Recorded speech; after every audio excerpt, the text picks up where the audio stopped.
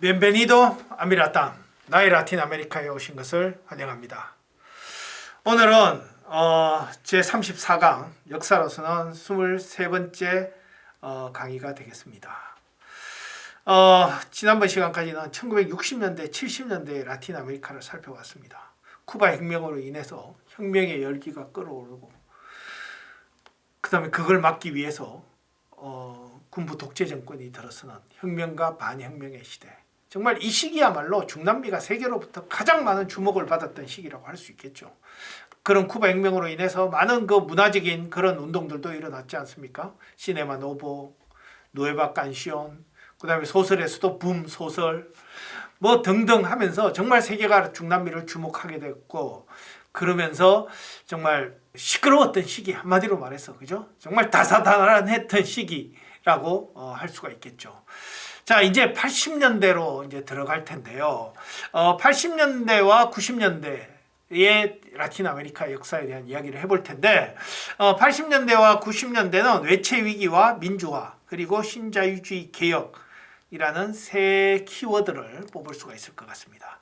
자, 80년대 들면서 어떤 변화가 일어나느냐. 제일 먼저 그 70년대에 들어선 군부 정권들이 경제 발전을 위해서 그 외채를 많이 끌어들여오죠. 그 당시에는 그 미국이 그 스태그플레이션, 소위 말하는 인플레이션과 그 스태그네이션, 정체하에서 인플레이션이 되던 그런 시기였고, 그러다 보니까 이자율이 실질 이자율, 인플레이션 그 명목 이자율 빼기 그 인플레이션 하면은 그게 실질 이자율이죠. 그죠? 그러니까 실질 이자율이 인플레이션 밑에 있었어요. 지금처럼, 요즘처럼. 그러다 보니까 이자율이 굉장히 싼 이자율이죠. 그러다 보니까 중남미가 그 돈들을 많이 빌려왔었고, 그래서 이제 외채가 증가되었고, 또 그걸 통해서 경제를 발전시켜 왔던 거예요. 근데 좋은, 뭐 어떻게 보면 호시절이었는데, 근데 이제 그런 시절이 계속 갈 수만은 없죠. 이게 뭐 이자율이 항상 인플레이션율 밑에 맴돌다 보니까 이 인플레이션을 잡기가 쉽지 않아요. 지금도 마찬가지일 겁니다. 지금도 뭐 인플레이션 잡는다고 이자율을 올리고 있지만 이게 인플레이션 밑에 이자율이 인플레이션 밑에 머문다면 이 인플레이션을 잡기가 쉽지는 않을 거예요. 그렇다고 해서 뭐 인플레이션을 또 그러면 이자율, 인플레이션율보다 이자율을 더 높게 올리면은 뭐 세계적인 또 경제 침체를 넘어서 뭐 대공황에 빠질 수도 있으니까 저러지도 못하는 지금 그런 상황인 것 같은데, 미국도 이제 그런 상황에 있다가 레이건 대통령이 들어와서 그 연준 총재를 맡은 폴 보크라는 사람이 큰 결단을 내리죠. 이렇게 해서는 인플레이션이 도저히 잡을 수가 없고, 이게 안정을 이루지 않는 한 장기적인 성장을 이룰 수가 없다. 그래서 인플레이션을 무조건 잡아야 된다. 이렇게 해서 이자율을 갑자기 1년에 한 번에 막 10%씩을 이렇게 올려버려요. 그래서 뭐 미국 이자율이 그 당시에 80년대 초에 뭐 17% 이렇게까지 올라간 적이 있었지 않습니까? 그러다 보니까 빚이 많은 그런 중남미 국가들, 외채가 많은 중남미 국가들이 그때부터 완전히 정말 경제가 폭삭 주저앉기 시작하죠. 그러면서 1983년에 멕시코가 모라토리엄 선언을 합니다. 요즘은 이런 용어를 잘 안 쓰는데 예전에는 이렇게 모라토리엄이라고 불렀어요. 이걸 우리말로 하면 지불유예. 지금 못 갚으니까 나중에 갚겠다는 건데, 요즘은 뭐 그런 거 없죠. 그냥 바로 디폴트죠. 그죠? 바로 디폴트인데 그때만 해도 모라토리엄 뭐 이런 게 있었어요. 지불유예 선언을 합니다. 그러면서 외채 지금 당장에 못 갚겠다. 그런 거죠. 그죠? 그러면서 중남미 외채 위기가 발생을 하는데, 그게 뭐 다른 중남미 국가들까지, 멕시코가 못 갚으면 다른 브라질도 못 갚을 것이고 아르헨티나도 못 갚을 것이고 칠레도 못 갚을 것이니까 거의 도미노로 가면서 다 이제 외채 위기가 발생하게 되는 거죠. 그러면서 외국 자본이 대량으로 중남미에서 빠져나가고 더 이상 돈은 들어오지 않고, 그러다 보니까 중남미의 화폐는 평가절하되고, 그 다음에 인플레이션은 심해지고, 그리고 성장은 안 되는, 그래서 잃어버린 10년을 겪게 돼요. 잃어버린 10년을 스페인어로는 데카다 페르디다라 그러는데, 10년 동안 1인당 GDP가 0% 성장을 합니다. 뭐 약간 성장할 때도 있고 또 마이너스도 있고, 그러니까 이렇게 평균 내니까 0%예요. 10년 동안 그러니까 성장을 거의 못한 겁니다. 그래서 그거를 중남미는 잃어버린 10년이라고 부르죠. 그죠? 그러다 보니까 이제 정치적으로 이게 어떤 영향을 미치느냐. 군부 정권이 뭡니까? 군부 정권의 정당화 요인은 뭐 개발 독재라는 말도 있듯이 개발을 하기 위한 독재였다. 뭐 이런 명분이 있었잖아요. 그죠? 그래서 경제 발전을 위해서 우리 독재가 필요했었다. 뭐 이런 거였는데 경제 발전을 못 하니까 군부 정권이 뭐 그러면 니들이 있을 이유가 뭐가 있느냐 뭐 이런 문제가 제기되고 또 이제 한 80년대쯤 되면 이 혁명의 열기가 어느 정도 가라앉아요. 군부 정권이 들어서면서 그런 급진 좌파 세력들을 다 죽여버리든지 아니면 뭐 유럽으로 다 망명 보내고 뭐 이랬기 때문에 이제 그런 혁명의 열기가 많이 가라앉았고 그래서 이제 그때부터 사실상 이제 민주화가 시작이 되죠. 75년에 에콰도르를 시작으로 78년에 페루, 83년에 아르헨티나, 볼리비아, 84년에 브라질, 85년에 우루과이, 90년에 칠레 중요 국가들만 보면 그리고 93년에 파라과이를 끝으로 중남미 모든 국가들이 민주화가 됩니다. 물론 이 중에 뭐 멕시코나 콜롬비아, 베네수엘라 같은 나라는 이미 군부 독재로 간 적이 없었기 때문에 원래부터 민주화가 있었고요. 그죠? 그래서 93년에 되면 중남미의 모든 국가들에서 군부 정권이 사라지고 민주화가 이루어지는데 근데 이 과정에서 중미 있잖아요. 중미 과테말라, 엘살바도르, 온두라스, 니카라구아, 코스타리카, 파나마 있는 그 중미 지역에서 갑자기 또 혁명이 일어나요. 쿠바 혁명이 아닌 니카라구아에서 혁명이 일어나고 그 혁명의 열기가 다른 중미 지역으로 번지면서 제2의 혁명의 열기가 번지는 거예요. 그러니까 다른 남미 쪽에서는 민주화가 진행되는 과정에서 중미에서는 갑자기 또 한번 80년대 들어서 혁명의 열기가 끌어오르기 시작한다. 바로 그게 이제 1979년에 니카라구아 혁명 이 성공하면서부터인데 니카라구아 혁명을 주도했던 사람은 다니엘 오르테가라고 이 사람 지금도 니카라구아 대통령이에요. 뭐 정권을 잃었다가 다시 또 잡고 해서 지금도 대통령인데 다니엘 오르테가가 주도한 프렌테 산디니스타 데 리베라시온 나시오날 내셔널 리버레이션 민족 해방이 여기도 들어가죠. 민족 해방이 여기 들어가죠. 산디니스타 민족 해방 전선. 그래서 산디니스타는 산디노주의자들. 그래서 산디노가 옛날에 니카라구아 사람인데 반미 운동했던 그런 운동가예요. 그 사람 이름을 따서 뭐 니카라구아 민족주의의 상징이라고도 할 수 있는 그런 사람이겠죠. 그죠? 산디니스타 민족 해방 전선이라는 걸 통해서 혁명을 성공을 시키는데 이 사람들이 이제 그때는 좀 이제 이 사람들이 추구했던 것은 좀 달라요. 일단 우리는 공산주의를 추구하는 것이 아니라 쿠바와 같이 공산주의가 아니라 사유권을 인정하는 혼합 경제를 추구하겠다. 그래서 국유화도 그 당시에 그 니카라구아 혁명 이전에 있었던 소모사 정권 이 사람들이 거의 니카라구아를 이 소모사 일가가 거의 장악하다시피 했었어요. 이 사람들이 뭐 30-40년에 걸쳐서 니카라구아를 지배했었고 이 사람들이 국가 경제의 거의 30%, GDP의 30%를 이 사람들 가문의 소유였어요. 그러니까 이 사람들 자산만 국유화시켜요. 그것만 해도 GDP의 30%예요. 그리고 나머지는 다 민간 소유를 인정을 했기 때문에 그런 식으로 혼합 경제를 추구를 하고 그다음에 비동맹 외교. 우리는 소련 편도 미국 편도 아닌 우리는 비동맹 외교를 추구하겠다. 그다음에 정치적 다원주의. 우리는 독재가 아니라 이런 민주주의를 계속해서 야당도 인정하겠다. 민주주의 체제를 유지하겠다. 뭐 이런 식으로 약간은 그죠? 완전 공산주의라고 하지 않는 약간은 좀 완화된 그죠? 그런 제스처를 취하죠. 그러면서 이런 이제 니카라구아 혁명이 주변국으로 확대되어서 엘살바도르나 과테말라 이런 나라로 이렇게 확산이 되는. 그래서 또 미국이 난리가 났어요. 이 자기들의 특히 카리브 지역, 중미, 멕시코, 중미, 카리브 지역은 미국의 그 핵심 이익, 전략적 이익이 있는 그런 지정학적으로 매우 중요한 그런 지역이잖아요. 이 지역이 또 갑자기 또 혁명의 열기에 끌어오르다 보니까 미국이 또 이걸 어떻게 감당할 것이냐. 그 당시에 레이건 정부가 펼친 전략은 저강도 전쟁이었어요. 그러니까 그 옛날에 이때 미국이 그 베트남 전쟁에서 패배하고 난 이후에 크게 한번 크게 느낀 바가 뭐냐면 이 국민을 자기 편으로 끌어들이지 않고는 그 나라에 완전히 어떤 친미적으로 그렇게 할 수 없다라는 것을 깨우치게 돼요. 뭐 사실 아프가니스탄에 들어갔다고도 결국은 실패하고 물러난 이유도 그거잖아요. 그죠? 국민을 자기 편으로 끌어들이지 못하고는 이게 성공할 수가 없다.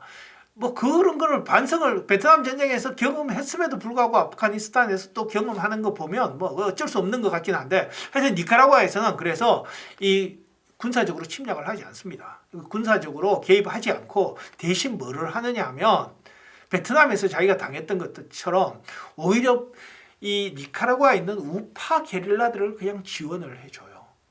그러면 그 니카라과의 혁명 정부가 이 우파 게릴라들과 싸우기 위해서 국가 예산의 50%를 걔들과 싸우기 위해서 쓰게 되는 겁니다. 그러니까 혁명 정부가 들어서서 뭔가 새로운 변화를 가져오고 국민들한테 삶을 개선해 줘야 되는데 뭐 그러기는커녕 국가 예산의 50%를 게릴라 막기 위해서 쓰면서 국민의 삶이 나아지는 건 하나도 없는 거예요. 그러니까 국민들이 이 혁명 정부에 대해서 점점 회의를 하기 시작하는 거죠. 아니, 국민들 삶이 좋아지려고 혁명을 했으면 국민들 삶이 좋아져야 되는데 삶이 좋아지는 건 하나도 없고 계속 이렇게 그 갈등, 그죠? 무장 갈등에 시달리고 있으니 혁명 이거 뭐 이게 뭘 위한 혁명이지? 이런 이제 생각들이 이제 서서히 생겨나기 시작하는 거죠. 그러면서 미국이 1990년도에 가서 자, 니들 나라 정부를 지금은 인정해 줄 수 없다. 그 정식 민주주의적인 방식을 통해서 정권을 잡은 게 아니고 그런 혁명을 통해서 뭐 게릴라를 통해서 잡았으니까 니들을 인정해 줄 수가 없는데 니들이 제대로 된 선거를 해라. 선거를 하면 그래서 니들이 승리하면 니들 정부 인정해 줄게. 그렇게 한 거예요. 미국도 자신감이 있었어요. 왜냐하면 여론조사를 해보니까 이 혁명 정부에 대해 반대하는 그런 여론이 많은 거죠. 그죠? 그래서 제대로 된 선거를 하면은 이 혁명 정부를 선거를 통해서 끌어내릴 수 있겠다라는 판단을 한 거예요. 그리고 니카라과 이 현 정부도 나름대로 자기들은 또 오판을 한 거죠.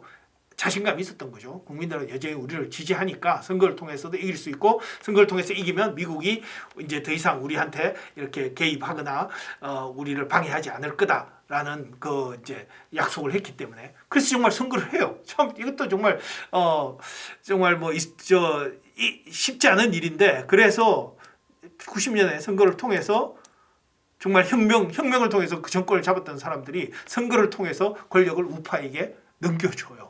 참 이런 것도 있을 수 없는 일인데 일어나는 거죠. 그죠? 우파 연합에 이양을 하고. 자, 그리고 다른 주변 국가도 게릴라들이 전부 다 평화 협상을 통해서 정치화해요. 정당이 다 돼요.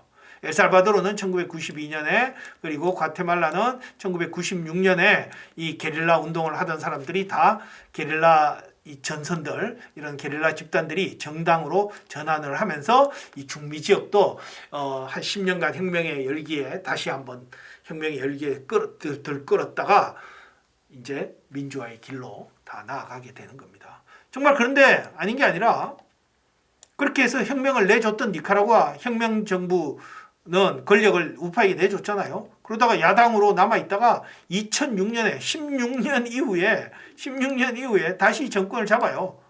이 산디니스타 민족해방전선이. 그래서 지금까지 잡고 있어요. 또 지금까지 그 다니엘 오르테가가 아직까지도 대통령이 있잖아요. 그죠? 근데 지금 뭐 권위주의 성향이다, 뭐 독재다 해가지고 좀 비판을 많이 받고 있긴 한데.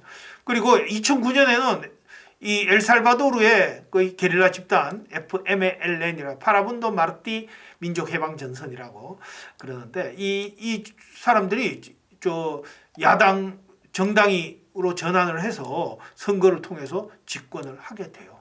물론 뭐 이때는 상당히 온건화돼서 뭐 이런 과거와 같은 이런 것들을 추구하지는 않았지만요. 자, 이러면서 이 중미도 이제 민주화가 되고 중남미가 다 이제 민주화가 되게 되죠. 자, 그러고 이제 90년대가 돼서 또 하나의 이제 경제적으로는 이제 정치적으로는 이런 민주화가 이루어졌다. 그죠? 민주화가 이루어졌다면 경제적으로는 90년대에 어떤 변화가 일어나느냐 하면 이제 신자유주의가 들어서는데 1980년대에 외채 위기를 겪으면서 잃어버린 10년을 겪었잖아요. 그러면서 이제 이런 인식이 퍼지게 되는 겁니다. 외채 위기와 인플레이션에서 벗어나는 길은 이제 신자유주의밖에 없다. 신자유주의밖에 없다라는 그런 사회적 인식, 그런 사회적 합의, 컨센서스가 이제 어느 정도 생겨나는 거죠. 근데 자, 신자유주의가 뭐냐? 여러분들 신자유주의가 뭐냐? 새로운 자유주의죠, 그죠? 뭐 자유주의는 예전에 아담 스미스의 국부론, 그게 이제 뭐 그때가 자유주의였다면 이제는 뭐 그다음에 1930년대부터 1980년대는 국가의 개입을 중요시했었죠. 존 메이날드 케인즈 나오면서 국가의 경제에 있어서 국가 개입을 중요시했다가 레이건 대처가 오면서부터 다시 시장, 국가가 아닌 시장의 그 중요성을 강조하게 되는데, 그래서 그걸 신자유주의라고 부르는데, 이게 이제 추구하는 것은 딱 세 가지예요. 첫째는 긴축, 둘째는 민영화, 셋째는 개방화예요. 요 세 가지 추구하는 겁니다. 긴축은 뭐냐? 정부가 지금까지 돈도 없으면서 돈을 너무 많이 썼다. 그래서 정부의 역할을 좀 줄이자. 허리띠를 졸라매고 정부의 역할을 줄이고 정부의 어떤 재정 건전성을 달성해야 된다. 그래야 인플레이션도 잡고 외채 위기에서 벗어날 수 있다. 두 번째, 민영화. 이 중남미의 국가 기업의 비중이 너무 크다. 근데 국영 기업들은 효율적이지 못하지 않느냐. 수익성도 떨어지고. 그러다 보니까 그런 국영 기업을 민영화 시킴으로써 그 과정에서 외국 자본도 끌어들이고 효율성도 키워서 경제를 발전해 나가야 된다. 그러니까 결국은 국가의 역할을 줄이는 거죠. 그죠? 그래서 민영화. 그 다음에 개방화. 지금까지 뭐 보호무역주의를 통해서 중남미가 자국 내에서 자립경제를 달성하려고 자국 내에서 산업을 육성하고 뭐 이렇게 했었는데, 그것 때문에 국내 산업이 제대로 경쟁력을 갖추지 못했다. 그러니까 개방을 통해서 국제 경쟁력 있는 그런 기업들, 기업은 죽더라도 그런 경쟁력 있는 기업들을 키워나가야 된다. 이게 다 세 가지 다가 국가의 역할을 줄여나가고 시장에게 많은 역할을 넘기는 거죠. 그죠? 이게 이제 바로 중남미의 신자유주의였는데, 자, 이제 이 길을 걸어가는 과정에 있어서 근데 하나 재밌었던 건 국민들은 여전히 레프트에게 표를 던지는 거예요. 좌파에게. 중남미가 워낙 불평등이 심하고 빈곤이 심하다 보니까 국민들은 여전히 좌파에다가 표를 던지는데, 그렇게 해서 나온 정부들이 move right, 오른쪽으로 옮겨가는 이런 과정을 통해서 이루어져요. 국민들이 right에게 표를 던져서 이런 신자유주의를 한 게 아니라 left에게 표를 던졌는데 그 left 정부가 right로 옮겨가는 거예요. 그 대표적인 사례가 요 네 가지가 있는데, 멕시코 경우에는 살리나스 고르타리, 이건 좀 특이해요. 살리나스 고르타리는 정말 원래부터 우파였어요. 강력한 신자유주의를 주장했던 그런 사람이었는데, 그러다 보니까 이 제도혁명당, 멕시코를 72년간 지배했던 제도혁명당이 후보로 이제 살리나스 고르타리가 딱 결정이 되니까, 이 제도혁명당 내에 있던 좀 진보 세력들이 설 자리가 없겠다 해서 탈당을 해버려요. 그러면서 이제 제도혁명당이 처음으로, 멕시코 혁명 이후로 처음으로 이게 분리가 되는데, 제도혁명당 안에는 다양한 세력들이 있었잖아요. 그 중에 이제 진보 세력들이 분리되어서 나오는 거죠. 그래서 이 분리되어 나오는 이쪽이 이제 좌파 정당이 된 거예요. 꽈우테모크 카르데나스 해서 민주혁명당이라고 만들어서 PRD 당을 만들어서 좌파가 되고, 그 다음에 이제 이 제도혁명당, 이 우파 이렇게 붙었는데, 대통령 1988년 대통령 선거였는데 지금도 기억이 나는데, 그때 제가 멕시코에 있었거든요. 근데 밤 한 11시쯤 개표를 해요. 투표가 끝나고 개표를 하는데 밤 11시쯤 돼서 그 개표하던 컴퓨터가 고장이 났대요. 그래서 지금부터 수작업으로 개표를 하겠대요. 그러면서 매일같이 수작업을 해서 하루에 한 5%씩 개표를 하는 거예요. 그래서 한 20일 이후에 최종 발표를 했는데 승리는 살리나스 고르타리가 승리했다. 이렇게 나온 거예요. 멕시코 모든 사람들은 이거는 부정선거다. 이렇게 뭐 이야기를 했지만, 뭐 여러 가지 정치적 타협에 의해서 그게 이제 정치적 문제로 번지지는 않고, 갈등으로 번지지는 않고 무마가 되어버렸는데, 뭐 그 자세한 과정을 이야기하자면 또 너무나 기니까 여기서는 생략하고, 어쨌든 그렇게 해서 살리나스 고르타리 정부가 탄생하게 된 거예요. 그 다음에 베네수엘라 같은 경우에는 안드레스 페레스가 1989년에 대통령이 되는데, 안드레스 페레스는 1970년대 80년대에 베네수엘라의 석유 산업을 국유화하고 대표적인 포퓰리스트예요. 그래서 그걸 기대하고 국민이 다시 안드레스 페레스에게 표를 던졌는데, 되자마자 완전히 우파로 전환하면서, 근데 이제 이거는 나중에 이제 제가 다시 이야기하겠지만, 그러면서 베네수엘라는 아주 특별한 과정을 걸어가게 됩니다. 그 다음에 아르헨티나는 1989년에 메넴 대통령이 들어섰는데, 메넴은 정의당, 그러니까 포퓰리스트 페론당이에요. 페론당의 정식 명칭이 정의당입니다. 파르티도 후스티시알리스타, 그래서 정의당이에요. 정의당 출신이거든요. 그 메넴이 그래서 국민이 포퓰리스트인 정의당, 페론당에 표를 던진 거예요. 아르헨티나가 83년에 민주화가 되고 나서 그 중도파 정당이 UCR이라고 중도파 정당이 하고 그 다음에 페론 정당이 89년에 국민들이 좌파에게 표를 던져서 페론 정당이 됐거든요. 근데 이 메넴이 완전히 돌변해서 신자유주의를 하죠. 대표적인 신자유주의자가 되죠. 그다음에 페루도 푸지모리가 1990년에 푸지모리가 당선이 되는데 푸지모리 일본계잖아요. 근데 이 상대자가 누구냐면 마리오 바르가스 요사라는 그 소설가인데요. 노벨 문학상도 받았던 소설가죠. 그죠? 이 사람인데 이 사람이 중남미의 대표적인 신자유주의 사상가예요.